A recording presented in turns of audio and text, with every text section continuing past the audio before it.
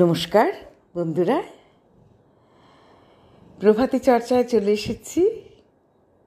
এই প্রভাতী চর্চার বয়স প্রায় 2 বছর। প্রভাতী চর্চা একটু একটু করে বাড়ছে, 1 পা 2 পা করে এগিয়ে চলেছে। আমি বুঝতে পারি তোমাদের মন্তব্যগুলো দেখে। তোমাদের অনেকেরই ভীষণ ভালো লাগে। আমার অনেক দিদি, দাদা, ভাই, বোন প্রভাতী চর্চা করতে গিয়ে হয়ে গেছে এবং তারা সবাই আমার খুব প্রিয়। আজকে এই কথাগুলো না বললে যেন কোনো কিছুই যেন সম্পন্ন হয় না। খুব ভালো লাগছে বলতে। তোমরা সবাই খুব ভালো থেকো।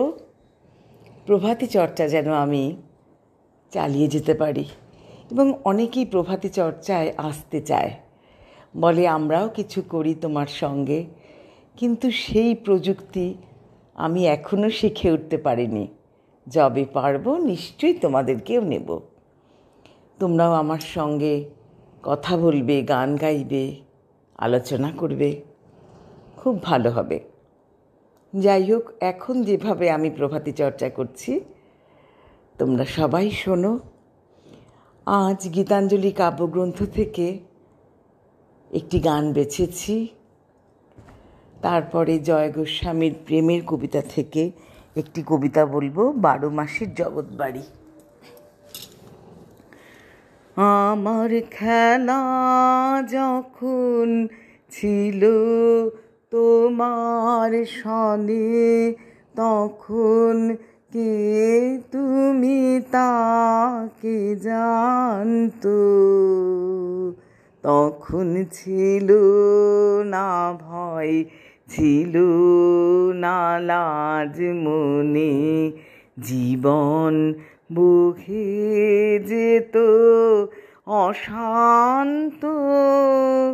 খেলা যখন ছিল তোমার সনে, তুমি ভোরের বেলা ডাক দিয়েছ কত, যেন আমার আপন সখার মতো। হেসে তোমার সাথে ফিরেছিলেন ছুটে, সেদিন কত না বন বনান্ত। ওগো সেদিন তুমি গাইতে যে সব গান, কোনো অর্থ তাহার কে জানতো। শুধু সঙ্গে তারি গাইত আমার প্রাণ, সদা নাচত হৃদয় অশান্ত। হঠাৎ খেলার শেষে আজ কি দেখি ছবি,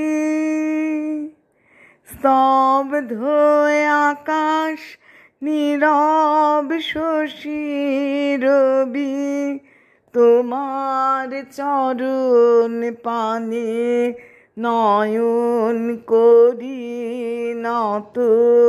ভুবন দাঁড়িয়ে আছে একান্ত। খেলা যখন ছিল তোমার সনে। এবার জয় গোস্বামীর কবিতা 12 মাসের জগৎবাড়ি। পাকা তালের গন্ধ আসে ফাঁকা বাসুর ঘরে, গরমে ঘুম আসে না, বউ রাত জাগে জানলায়। স্বামী ঘুমন সারাদিনের পরিশ্রমের পরে, পরিশ্রম না অন্য কিছু জানতে কার দায়।